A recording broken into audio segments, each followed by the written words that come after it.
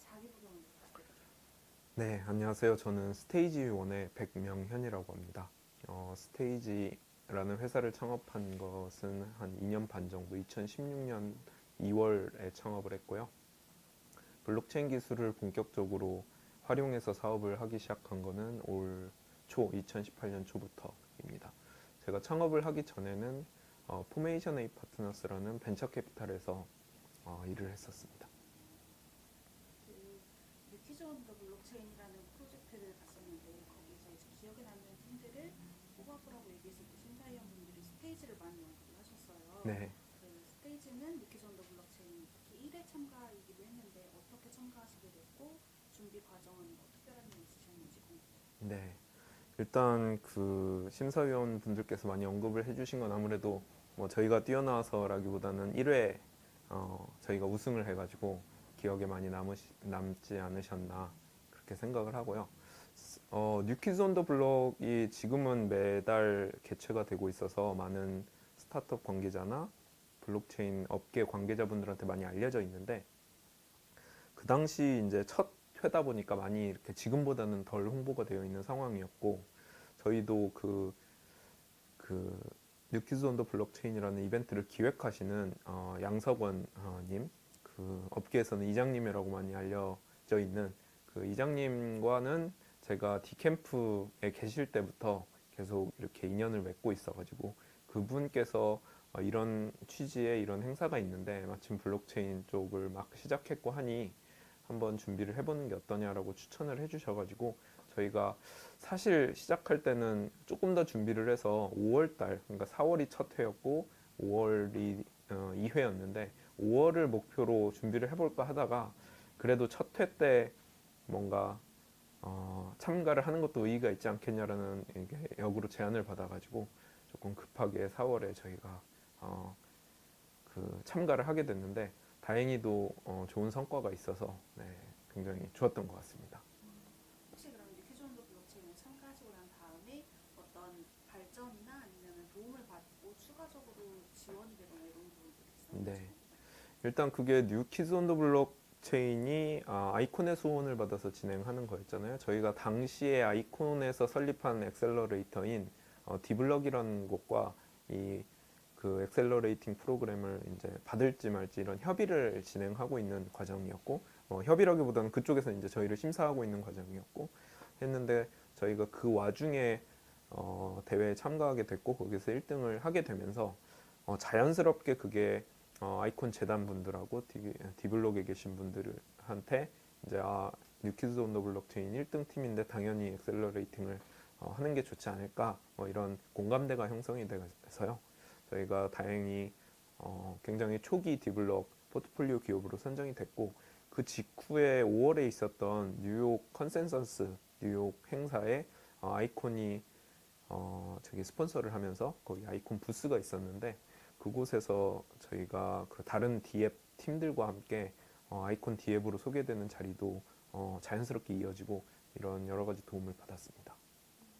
그 2018년 초부터 이제 블록체인을 접목하셨다고 얘기를 하신 것 같은데, 네, 그 전에는 어떤 사업이, 어떤 프로젝트였고, 어떤 계기로 블록체인을 접목하게 됐는지 궁금합니다. 네. 처음에 시작할 때도 저희가 지금 진행하고 있는 사업과 크게 다르지 않았습니다. 그때 당시에도 팬 커뮤니티 플랫폼이라는 거를 저희가 개발하고 운영을 하면서 그 위에서 아티스트와 팬의 데이터를 활용해서 할 수 있는 다양한 비즈니스 모델을 그 플랫폼 위에 얻는 그런 비즈니스를 하고 있었는데요. 저희가 2017년에 저희가 한참 그 스타트업의 2년차 징크스라고 하는 한참 힘든 시기를 겪고 있을 때 마침 블록체인 쪽은 우리나라 뭐 전 세계 거래소를 중심으로 해서 약간 대중들의 관심이 몰리면서 암호화폐 가격이 폭등하는 그 시기를 겪고 있었거든요. 그래서 그런 시기를 겪으면서 주변에 계신 많은 분들께서 너희 사업의 컨셉이 블록체인이랑 맞는 부분이 굉장히 많을 것 같은데 한번 블록체인 쪽을 고민해 보는 게 어떠냐라고 계속 제안을 주셨어요. 그래가지고 그런 제안을 계속적으로 받다 보니까 저도 어떤 계기로 좀 진지하게 고민을 하게 되었고 진지하게 고민을 하다 보니까 저희가 제가 가지고 있던 원칙 같은 것을 지키면서 블록체인을 기술 도입해서 제 사업을 좀 더 매력적으로, 좀 더 좋은 사업으로 만들 수 있는 가능성을 내부적으로 좀 이렇게 해답을 찾은 거죠. 그래서 2017년 3, 4분기 고민을 거쳐서 2018년도부터 본격적으로 블록체인 기술을 도입하고 저희 회사의 아이덴티티를 블록체인 회사로 바꿔나가고 있습니다. 그러면 그 블록체인 기술의 어떤 점이 스테이지 프로젝트랑 잘 맞다고 생각을 하셨는지 궁금해요. 네, 저희는 잠깐 설명을 드렸지만 블록체인 기술 이전에 팬 커뮤니티 플랫폼이라는 거를 개발을 하고 있었고요. 기존의 팬들은 뭐 페이스북, 인스타그램 등의 소셜 미디어 혹은 그들이 직접 구축한 팬 사이트의 게시판 등에서 팬 활동을 하고 있었습니다. 근데 이 팬들은 그 아티스트를 성공에 이르기까지 하는 이 어떻게 보면 단순히 소비자임을 넘어서 아티스트를 직접적으로 도와주고 그들의 컨텐츠가 더 많은 사람들에게 노출되도록 다양한 방법으로 기여를 하고 있었는데 그런 부분에 있어서 그 뭔가 적절한 보상을 받는다기보다는 여전히 계속 소비자임만을 강요받는 그런 생태계 안에서 활동을 하고 있었고요. 그런 부분을 저희가 블록체인 기술 이전에는 뭔가 저희 서비스 안에서 활동을 하면 할수록 그들이 좀 더 즐겁게 활동을 할 수 있고 좀 더 아티스트에게 가까워지는 느낌을 받을 수 있는 그런 UI UX적인 측면에서의 그 사용자 경험으로서의 보상 정도로 사업을 계획하고 기획하고 서비스를 디자인하고 있었는데 블록체인과 암호화폐라는 거를 저희가 그 고민 끝에 이제 도입하기로 한 모델을 이렇게 만들어 놓고 나니까 이게 아티스트의 팬들에게 단순히 심리적이나 아니면 상적 경험상으로의 이런 만족감을 주는 거에서 한 발 더 나아가서 그들이 지속적으로 좀 더 활발한 팬 활동을 할 수 있게 뭔가 그들이 소비하는 그 컨텐츠라든지 제품들을 그 자신들이 보상으로 획득한 그런 토큰으로 좀 더 적극적으로 소비하게 함으로써 좀 더 즐겁고 적극적인 팬 활동을 유도할 수 있는 그런 쪽으로 좀 발전이 되더라고요. 그래서 그런 부분에 있어서 저희가 원래 목적으로 하고 있던 그런 팬 커뮤니티로 활성화하고 그게 다시 이제 아티스트에게도 도움이 되고 생태계 확장, 산업 확장에 도움이 되는 그런 형태로 블록체인이라는 게 굉장히 잘 맞는다라고 생각을 했습니다. 그러면 다시 한번 스테이지에 대해서 어떤 프로젝트고 네. 어떻게 진행이 되고 있는지 처음 듣는 사람들에게 이해할 수 있게 조금만 설명 부탁드립니다. 네. 스테이지는 네. 스테이지는 팬 커뮤니티 플랫폼입니다. 현재는 블록체인 기반의 팬 커뮤니티 플랫폼이어서 암호화폐를 중심으로 한 인센티브 시스템이 도입이 되어 있는 팬 커뮤니티라고 이해를 해주시면 될 것 같고요. 저희가 생각할 때 엔터테인먼트 산업, 단지 이제 음악, 케이팝 쪽뿐만 아니고 영화나 게임 등의 모든 컨텐츠, 엔터테인먼트 혹은 스포츠까지 포함을 해서요. 엔터테인먼트 산업 전반에 그 기반에 깔려 있는 것은 팬이라고 생각합니다. 팬들이 소비자이기도 하지만 적극적으로 이제 2차 컨텐츠를 생산해낸다든지 다양한 방법으로 그 산업 전반에 영향을 끼치고 있고요. 그래서 저희가 생각한 거는 이 그동안 전통적인 산업의 관점에서는 적절하게 평가받고 가치가 측정되지 않았던 팬들의 영향력이라는 것을 저희가 만들고 있는 팬 커뮤니티 플랫폼을 중심으로 적절하게 가치를 부여하고 그거를 생태계 안에서 순환시킴으로써 거기에서 발생한 부가가치를 또다시 생태계의 구성원들이 참여자들, 기여자들이 공정하게 나눠 갖는 그런 생태계를 만들고 있습니다. 그러면 이제 팬들의 활동 자체가 어떻게 보면은 기여도에 따라서 보상이 이루어지는 시스템인 것 같은데 그 활동이라는 유형의 것이 어떻게 유형의 보상으로 네. 측정이 되는지 네. 그 부분이 조금 궁금해요. 네, 그거는 저희가 여러 단계적인 접근 방법을 해야 된다고 생각하고 지금도 그렇게 추진을 해나가고 있는데요. 저희가 초반에 그 커뮤니티 초반에 저희 플랫폼의 개발 및 운영 초기에는 저희가 이 세상에서 발생하고 있는 모든 팬들의 활동에 대해서 그것을 측정하고 적절하게 측정하고 그거에 대한 보상을 하는 것이 사실상 뭐 불가능합니다. 그래서 저희가 지금 할 수 있는 부분이 무엇인가에 집중을 하다 보니까 초기 저희 서비스 모델에서는 팬들이 발생시키는 트래픽이라는 관점에서 저희는 팬들의 기여를 측정하고 그거에 대해서 보상을 해주거든요. 가장 수치화되기가 쉽고 측정하기가 쉬운 부분이고요. 그런 부분들로 시작을 해서 저희 커뮤니티 혹은 플랫폼이 점점 그 인지도를 쌓고 영향력을 키워가다 보면은 그 외에 저희가 초반에 집중하지 못했던 초반에 하지 못했던 영역까지도 그 팬들의 그 활동이라는 것을 저희 쪽으로 끌고 들어와서 측정을 하고 그거에 대해서 보상을 해나가는 것이 가능하다고 생각합니다.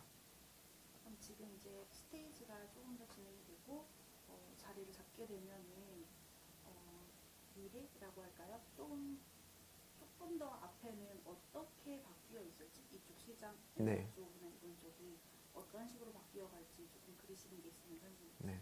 저희가 궁극적으로 바라는 그 엔터테인먼트 시장의 모습은 지금보다 조금 더 다양한 컨텐츠들이 스스로 좀 자생할 수 있는 그런 건강한 생태계를 꿈꾸고 있습니다. 블록체인 기술 이전에도 저희가 사실 처음 이 사업을 시작하게 된 데에는 많은 아티스트들이 그들의 능력이나 가치에 비해서 적절한 기회를 제공받지 못하고 그 뜻을 어떻게 보면은 충분히 잘할 수 있는 아티스트들이 그 어떻게 보면 기회의 양극화로 인해서 기회를 못 받게 되고 그로 인해서 그들의 활동을 이어나갈 수 없는 그런 부분들을 해결해 줄 수 있는 플랫폼을 만들자 그런 사업을 만들어 보자라는 취지에서 시작이 된 거고요. 그게 블록체인의 어떤 탈중앙이라는 철학과 맞물리면서 좀 더 그 컨셉이 강화된 것 같습니다. 그래서 저희는 그 아티스트가 아무리 작더라도 그들이 보유하고 있는 팬이라는 게 분명히 존재를 하고 그 팬들이 단지 예전에는 굉장히 활용되기 힘든 형태였는데 저희를 통해서 저희가 만든 생태계를 통해서 작은 규모의 팬들이라도 그들을 활용해서 아티스트가 그 다음 단계로 나아갈 수 있는 환경이 마련된다면 이거는 아티스트들이 본인의 뭐랄까요 그 예술에 대한 철학이나 고집 같은 거를 어떻게 보면 그 상업화라는 관점에서 획일화된 기준으로 맞추지 않더라도 그들의 음악 작품 활동을 계속할 수 있는 기반을 만들어 줄 수 있지 않을까. 그렇다면 이 세상에는 어떻게 보면 지금 저는 약간 현재의 이런 시장 환경이 좀 불만인 게 너무 컨텐츠가 획일화되어 있고 그거는 돈이 된다라는 한 가지 기준으로 기준에 의해서 컨텐츠들이 생산되기 때문에 세상에는 완전히 똑같지는 않지만 비슷비슷한 컨텐츠들만이 대중들에게 노출이 되고 소비되는 이런 환경인데 그거가 좀 더 컨텐츠의 다양성이라는 게 확보되지 않을까. 저는 컨텐츠의 다양성 위에 그 컨텐츠 산업 혹은 문화 산업의 지속적인 발전이 있다라고 생각을 하거든요. 그래서 그러한 다양성을 기반으로 지속 가능한 성장을 하는 생태계가 저희가 궁극적으로 추구하는 그림입니다.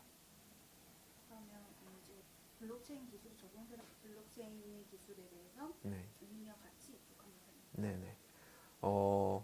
일단 제가 지금 하고 있는 사업과 상관없이 그 블록체인이라는 것이 어떤 가치를 주는가, 블록체인의 가치에 대해서 제가 생각을 해보면 저는 일단 그 흔히들 이야기하는 탈중앙화, 즉 집중되어 있던 중앙화되어 있던 어떤 힘이나 권력이 탈중앙화됨으로써 그 생태계나 커뮤니티에 참여하고 있는 그동안에는 어떻게 보면은 나쁜 말로 하면 착취당하고 있던 혹은 혜택을 받지 못하고 있던 구성원들에게 그 커뮤니티에서 생산하는 부가가치들이 좀 공유되고 이런 것들이 어떻게 보면 블록체인이 줄 수 있는 가장 큰 가치가 아닌가라고 생각을 하고요. 예전에 그 세상은 계속 이렇게 여러 가지 요인에 의해서 바뀌어 왔잖아요. 그 왕권이라는 게 있던 시절에서 민주주의 시대가 됐듯이 그때 어떻게 보면 굉장히 중앙화되어 있던 권력이 민주주의라는 거에 대해서 민주주의를 통해서 기존에 비해서 많이 탈중앙화되었지만 여전히 지금 저희가 현 시대를 살고 있는 사람으로서 저희가 보기에는 여전히 굉장히 중앙화돼 있고 이렇게 권력이 한쪽에 치중되어 있고, 하지만 예전과 비교하면 분명히 세상은 좀 더 나아진 거고, 블록체인이라는 기술이 저는 완벽한 이 세상을 만들 거라고 생각하지는 않고요. 단지 왕권에서 민주주의 사회가 되었듯이 블록체인 이전에 있던 어떤 굉장히 고도로 중앙화되어 있던 IT 환경 혹은 생태계가 블록체인 기술이라는 걸 통해서 어떠한 형태로 바뀌게 될 텐데, 그 바뀐 게 완벽하지는 않더라도 기존에 비해서는 훨씬 더 민주화된, 훨씬 많은 사람들에게 공평하게 기회와 가치가 돌아가는 그런 세상을 만들 수 있지 않을까라고 생각하고 있습니다. 이 블록체인이라는 기술이 아직 일반인들한테 조금 생소할 수 있는데요. 이런 기술을 도입해서 사업을 하신다고 했을 때 어려움이 있으셨는지 궁금합니다. 일단 어려움이라고 하면은 워낙 이 시장 자체가 초기 시장이고 기술적으로도 갈 길이 멀기 때문에 사실 많은 부분 여러 가지 측면에서 어려움이 있는 건 사실이고요. 첫 번째로 이런 대중들의 인식, 블록체인에 대한 인식, 그리고 이어지는 그것과 관련해서 이어지는 정부의 뭔가 정책이 아직 정확하게 수립되지 않은 점들 때문에 사실 사업을 하는 입장에서 방향성을 결정하는데 굉장히 힘든 건 사실이에요. 이 정부의 규제라는 거에 영향을 안 받을래야 안 받을 수가 없는 것인데 그 규제의 방향성이라는 게 아직 잡혀 있지 않다 보니까 과연 우리가 이 방향으로 추진을 하고 나갔을 때 추후에 저희가 추진하고 있던 방향에 크게 영향을 미칠 만한, 크게 안 좋은 영향을 미칠 만한 규제가 생길지도 모른다는 그런 두려움, 혹은 그것 때문에 만들어놨던 사업 기반이 흔들리게 될지도 모른다는 그런 두려움이 사실 가장 크고요. 그 다음에 그 블록체인이라는 거를 통해 가지고 저희가 실질적으로 사업이나 이제 서비스를 만들고 사업을 진행해야 되는 입장에서 저희가 소비자라고 생각하는 사람들이 아직 블록체인이 주는 가치에 대해서 명확하게 이해하고 있지 않고 블록체인이라는 것에 대해서 잘 모르고 있다는 것 자체도 저희가 시장을 확대해 나가고 초기에 유저를 확보하는데 다소 어려움으로 작용하고 있는 건 사실입니다. 스테이지 같은 경우에는 유저가 굉장히 중요한 프로젝트인데요. 네. 그 유저의 확보에 대해서는 어떤 식으로 접근하고 계신지 궁금합니다. 네.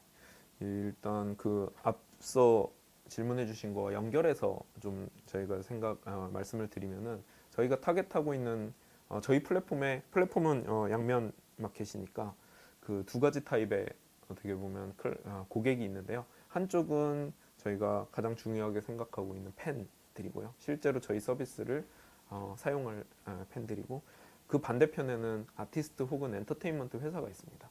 근데 이 두 고객 모두 사실 전통적으로 기술이라는 부분에 그렇게 이해도가 높다거나 혹은 지금 블록체인에 대해서 엄청나게 관심을 갖고 이미 시장에 들어와서 서비스를 사용하고 있는 그런 사용자 집단이 아니거든요.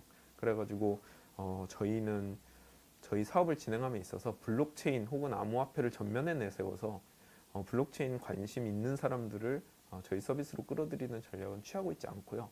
오히려 블록체인이나 암호화폐라는 컨셉은 뒤로 숨기고 그냥 서비스 자체, 그다음에 이 서비스가 줄 수 있는 가치를 열심히 이제 그 고객들한테 전달을 하고, 그들이 자연스럽게 이 서비스를 쓰다 보면 언젠가는 이 뒤에 숨어 있던 게 블록체인이고 암호화폐였구나 라는 걸 알 수 있도록 그렇게 접근을 하고 있고요. 그 다음에 블록체인이랑 상관없이 좀 말씀을 드리면은 저희는 아까 말씀드린 아티스트와 팬을 양쪽을 다 확보를 해야 되는 입장에서 팬들을 먼저 움직이는 전략을 가지고 있습니다. 그래서 저희는 팬 드리븐 모델이고요. 하지만 플랫폼이라는 거는 뭐 항상 닭이 먼저냐 달걀이 먼저냐 이런 문제가 있듯이 팬과 아티스트 모두가 사실 필요하거든요. 팬만 있어도 되는 것도 아니고. 그래서 저희는 이제 확보하고 있는 추진하고 있는 전략이 저희가 기존에 저와 코파운더 네트워크를 통해서 확보하고 있는 시드 아티스트들을 저희가 플랫폼이 아무것도 없을 때 그냥 100명 이상 저희 플랫폼에 확보를 해놓고 이 팬 아티스트들이 기존에 다른 소셜미디어, 페이스북, 인스타그램, 트위터 등에서 연결되어 있는 팬들에게 저희 서비스에 존재돼서 그 아티스트의 입으로 알림으로써 그 초기 팬들을 유입을 시키고요. 이 팬들이 저희 플랫폼에 들어와서 A라는 아티스트를 보고 들어왔지만 그 아티스트의 커뮤니티에서 자연스럽게 포탈로 가가지고 다른 아티스트의 커뮤니티를 보게 되고, 혹은 아직 자기가 좋아하는 아티스트의 커뮤니티가 개설되어 있지 않다면 그 커뮤니티를 신규로 개설할 수 있고, 친구를 모아가지고 거기에서 초기 기여에 대한 보상을 수령하고, 이런 것들을 키워나가면서 팬들의 규모를 키우고요. 그걸 무기 삼아 다시 역으로 아티스트나 엔터사에게 접근해서 그들을 플랫폼으로 끌어들이는 그런 전략을 추진하고 있습니다. 그 팬 문화라는 게 어떻게 보면은 스테이지가 지금 한국에서 시작을 하는 기업인 것 같은데 네, K-팝으로 볼 수도 있을 것 같아요. 네, 근데 K-팝의 팬들이 한국에만 있는 건 아니고 네. 해외에서도 있을 거고, 또 해외 팬들이 좋아하는 한국 가수가 아닌 외국 가수가 있을 수도 있을 것 네. 같은데 이게 이제 우리나라에서 시작한 기업이지만 해외로 어떻게 확장이 네. 가능한지 이 부분에 대해서 네. 정말 설명해 주세요. 어떻게 보면 이미 질문에서 그 저희 전략을 많이 말씀해 주셨는데, 저희가 K-팝을 중심으로 초기 사업을 진행하고 있는 거는 맞습니다. 저희가 한국에 있는 기업이고, 그 전 세계 어느 나라에 있는 사업 그 비즈니스보다 한국에 발을 붙이고 있기 때문에 한국 엔터테인먼트 산업이라든지 아티스트의 접근성이 있어서 당연히 이제 한국으로부터 시작을 하는 거고요. 저희가 한국 엔터사나 아티스트한테 접근을 할 때 취하고 있는 전략은 오히려 그 해외에 집중을 좀 합니다. 한국 엔터사, 어느 정도 규모 있는 엔터사나 한국 아티스트들 보면은 그들의 한국 팬들이 어떻게 움직이고 있는지, 어디에 모여 있는지에 대한 정보는 상대적으로 많이 가지고 있어요. 뭐 보통 이제 전통적으로 다음 카페나 네이버 카페 같은데 팬클럽을 만들어 가지고 운영을 하면서 팬들과 소통을 하고요. 거기를 통해 가지고 팬들을 결집시키고 움직임을 크게 만들고 이런 활동들을 하고 있고요.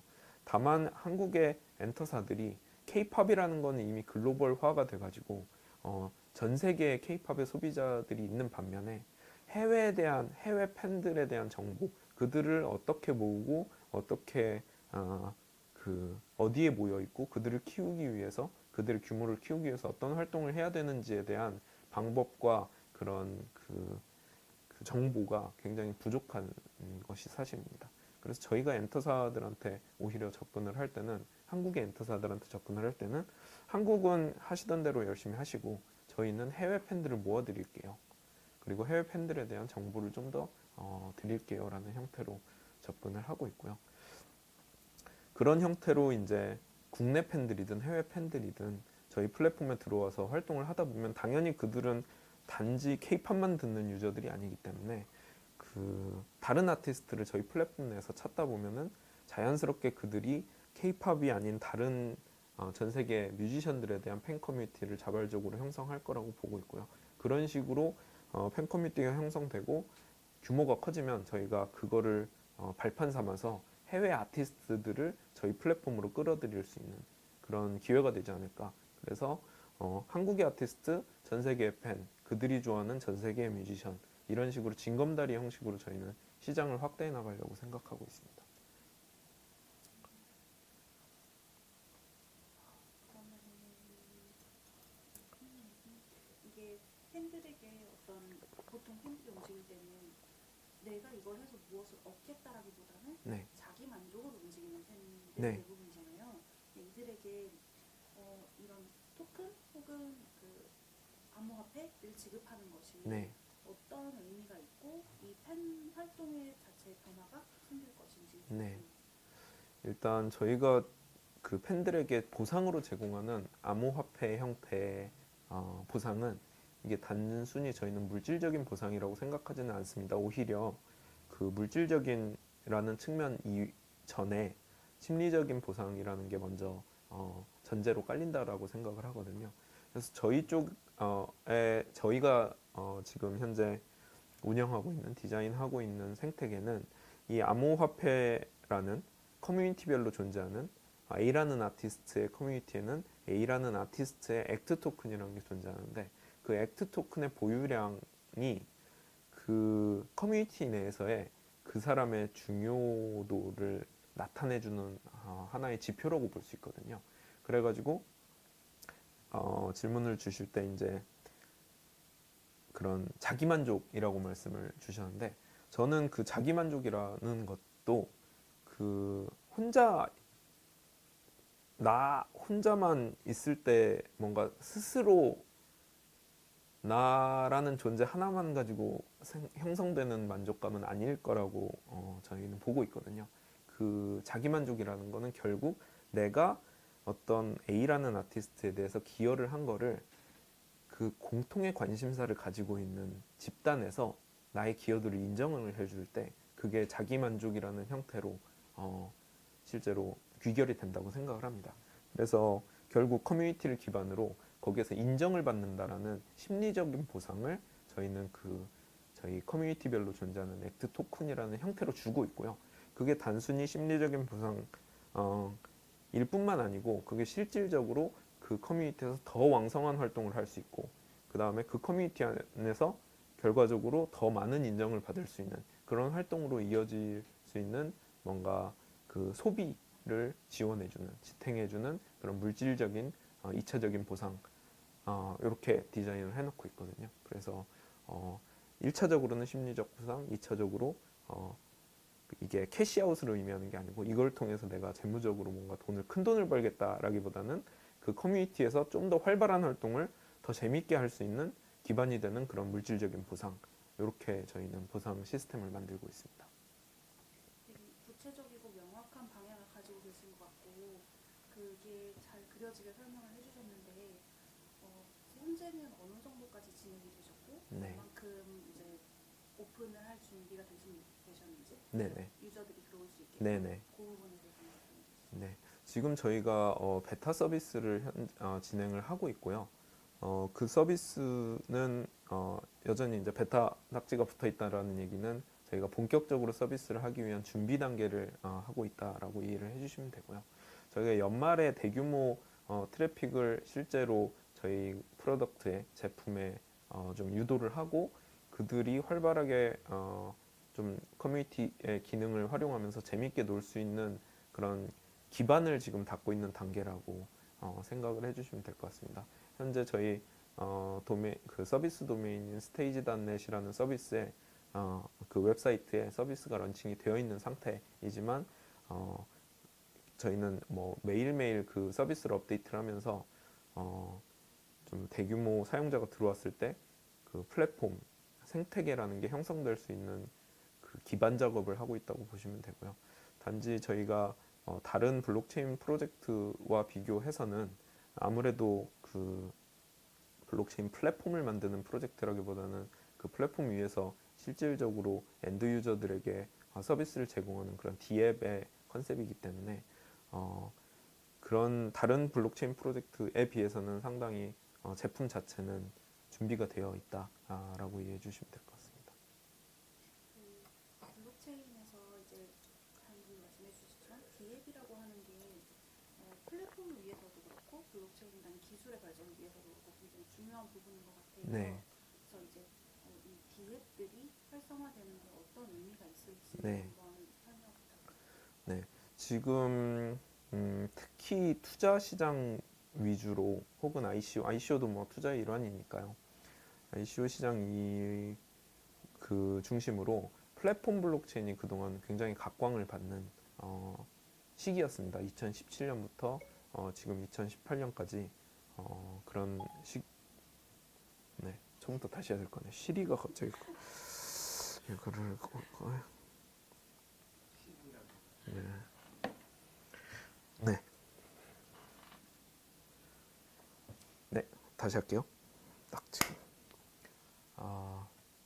네, 지금까지 블록체인 시장이 특히 이제 투자 시장을 중심으로 플랫폼 블록체인이 굉장히 각광받고 있었습니다. 2017년에 시작된 ICO 붐 그리고 지금에 이르기까지 크립토 펀드들이나 ICO 참여하고 있는 일반 대중 투자자들이 굉장히 플랫폼 블록체인을 선호하는 그런 시기가 계속 이어져 오고 있고요.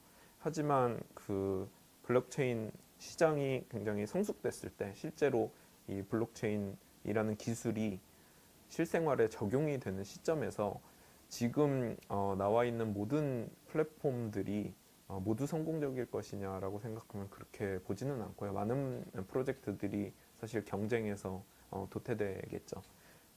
그래서 저는 어떻게 보면은 그 지금 나와 있는 플랫폼 블록체인들 중에 굉장히 극소수만이 시장에서 살아남는 시기가 뭐 조만간 올 것이다라고 생각을 하고, 실질적으로 플랫폼 블록체인은 뭐 일반적인 그 엔드 유저에게 제공할 수 있는 가치라는, 직접적으로 플랫폼 블록체인이 제공할 수 있는 가치라는 건 그리 많지 않거든요.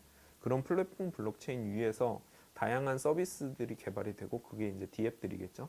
D앱들이 결국 소비자와의 접점을 가지게 될 텐데, 그런 관점에서 현재 블록체인 시장 혹은 생태계를 굉장히 그 큰 규모로 확장하려면 그 플랫폼 블록체인 위에 올라가는 D앱들의 역할이 굉장히 중요하다고 생각을 합니다. 그래서 저희 같은 어떻게 보면 매스 어덥션이 가능한 굉장히 대규모의 유저들을 서비스로 유입을 시키고, 그들이 자연스럽게 블록체인 기술을 접하게 되고, 사용하다 보니까 이제 블록체인이 어떤 가치를 실생활에서 제공할 수 있는지를 느끼게 되고, 다른 블록체인 관련된 기술을 다른 영역에서 또 활용을 하게 되고, 이런 식으로 진행해 나가는 데 있어서 저희 같은 D앱들, 킬러 D앱들의 역할이 굉장히 중요하다고 생각을 하고요. 그게 결국 저는 블록체인 기술 혹은 블록체인 생태계의 대중화를 이끌 것이라고 생각하고 있습니다. 그러면 이제 대표님께서 한 3년 후 정도를 보시면 스테이지가 어떤 일을 하고 있고 어떻게 변화했을지 한번 그려지시는 게 있으시면 한번 말씀해 주세요. 네, 저희는 ICO를 처음 시작할 때부터 컨셉으로 가지고 있던 것이 프로덕트가 있는 ICO 프로젝트였거든요. 현재 저희는 완벽하게 블록체인 기술을 100% 도입해가지고 완벽하게 탈중앙화된 D앱을 서비스하고 있다라고 말씀드리지는 못하지만, 빠른 속도로 저희 서비스의 일부분 탈중앙화가 필요하고 블록체인 기술이 도입이 필요한 부분을 빠른 속도로 하나씩 블록체인화하고 있는 그런 과정에 있거든요. 그래서 저희는 굉장히 빠른 시일 안에 실질적으로 블록체인 기술을 활용하는 일반적으로 통상적으로 이제 시장에서 이야기하는 D앱이 시장에 런칭이 될 거고요. 그 D앱을 통해서 아까도 말씀드렸지만 저희는 굉장히 실생활에 밀접한 인터넷, 이런 일반적인 인터넷 사용자들에게 실질적으로 제공할 수 있는 서비스를 기반으로 한 D앱이기 때문에 큰 규모의 사용자를 블록체인 산업 그리고 저희 서비스에 유입을 시킬 것이라고 생각을 합니다. 그래서 3년 정도 후라고 말씀을 하셨는데, 그쯤 되면은 저희 서비스가 상당히 이미 베타 단계에 있는 서비스이기 때문에 3년 후면 굉장히 완성된 형태로 서비스가 제공되고 있을 것이라고 기대를 하고 있고요. 저희는 뭐 3년 이전에도 그보다 훨씬 빠른 시일 안에 사실 전 세계적으로 가장 많은 유저를 보유하고 있는 블록체인 기반 서비스가 되는 것이 저희 내부적인 목표입니다. 그러면 이제 어떻게 보면 굉장히 성공적인 앱의 하나로 평가를 받고 있는 스테이지인 것 같은데요. 이제 이쪽 블록체인 쪽에 스타트업을 하시는 분들이나 새롭게 이제 들어오시는 분들한테 하실 수 있는 조언 같은 거. 조언이요? 제가 저도 여전히 블록체인 업계에 대해서 공부를 하고 있는 입장이고요. 사실 누구에게 조언을 할 입장은 안 된다라고 생각을 합니다. 그런데 제가 그나마 전통적인 그 블록체인 이전의 스타트업 업계에서 오랜 시간 몸을 담았다가 올 초에 이제 블록체인 업계로 들어오면서 약 9개월, 10개월 정도 현장에서 뛰어보면서 어떻게 보면 배웠던 점을 공유드리는 차원에서 말씀을 드리자면, 특히 기존의 스타트업 쪽에서 좋은 비즈니스 성과를 만드시고 오랜 기간 활동해 오셨던 분들이 블록체인 업계로 들어왔을 때 예상되는 어려움이라는 게 있거든요.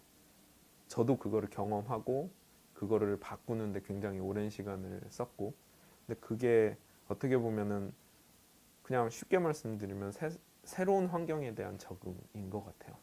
블록체인 세상에서는 기존의 환경에서는 동작하지 않는 새로운 룰이 적용되는, 어떻게 보면 완전히 새로운 판이거든요. 그런데 기존에 옳다라고 믿고 있던 것들을, 물론 그 원칙적으로 지켜야 할 것은 지키지만 새로운 환경에서 동작하지 않는 예전의 낡은 룰을 계속 고집하면서 이 새로운 룰을 스스로 이제 적응을 안 하고 이렇게 배척을 하는 기간이 누구에게나 있을 거라고 생각해요. 저도 그 기간을 경험을 했고, 근데 어찌 보면 그거를 빨리 버리고 내려놓고 새로운 환경에 적응하려는 노력을 하지 않으면은 굉장히 좀 오랜 시간 이 블록체인이라는 새로운 환경에 100% 적응하지 못하는 시기를 보내면서 좀 시간을 버릴 수 있다라고 생각을 하거든요.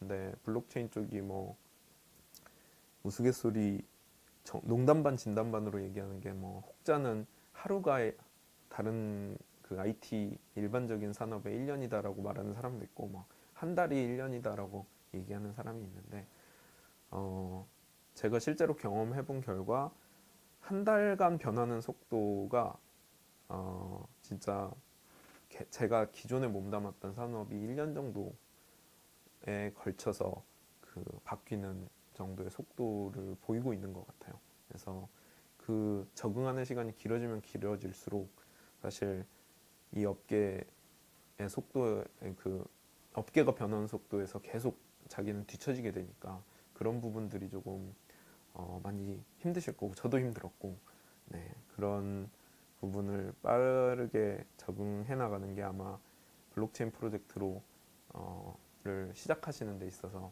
굉장히 도움이 되시지 않을까라고 생각을 합니다. 블록체인이 어떻게 보면 새로운 흐름이고 물결이라는 얘기를 많이들 하시던데, 지금 일반인들은 느끼지 못하겠지만 이 블록체인 기술이 좀 더 보편화되고 사람들이랑 더 친숙하게 됐을 때 이제 어떤 세상이 어떻게 바뀔지가 조금 궁금한 것 같아요. 네. 그 미래에 대해서 그냥 조금 얘기해 주실 수 있을까요? 저는 그 블록체인이 그냥 뭐 어떤 사람들은 금융이라는 측면에서 기존의 화폐를 대체하는 개념으로 블록체인이나 암호화폐를 그 말씀하시는 분들도 많이 계신데, 저는 그 관점보다는 그냥 인터넷의 다음 버전이라고 생각을 하고 있거든요. 그래서 인터넷이 초창기에 그냥 굉장히 작은 정보를 원격에 있는 컴퓨터 두 대가 주고받는 것에서 시작한 그런 인터넷의 초기 시절을 상상해 보시면, 아마 그때 인터넷을 처음 개발하고 활용한 사람들, 혹은 그 기술에 대해서 알고 있었던 대중들은 지금 저희가 하는 것처럼 인터넷에서 옷도 사고 영상도 보고 문서 작업도 하는 미래를 아마 그리지 못했을 거라고 생각을 해요. 저는 블록체인, 지금 현재 단계의 블록체인이 정확하게 인터넷 초창기 그때 정도라고 생각을 하거든요. 그래서 뭐 소설을 써서 나중에 블록체인으로 뭐든지 할 수 있어라고 말을 할 수는 있겠지만, 사실 저도 블록체인이 가져올 미래가 지금과 어떻게 다를지 사실 100% 예측이 된다고 말씀드릴 수는 없고요. 다만 인터넷의 넥스트 버전이라고 블록체인을 이해를 한다면, 지금 저희가 인터넷으로 모든 걸 다 하듯이 많은 저희 실생활의 많은 부분들에 블록체인 기술이라는 게 은연중에 침투를 해 있지 않을까. 먼 미래에는 그게 뭐 모르겠습니다. 5년 후가 될지 15년 후가 될지 30년 후가 될지는 모르겠지만 그렇게 발전해 나갈 거라고 생각하고 있습니다.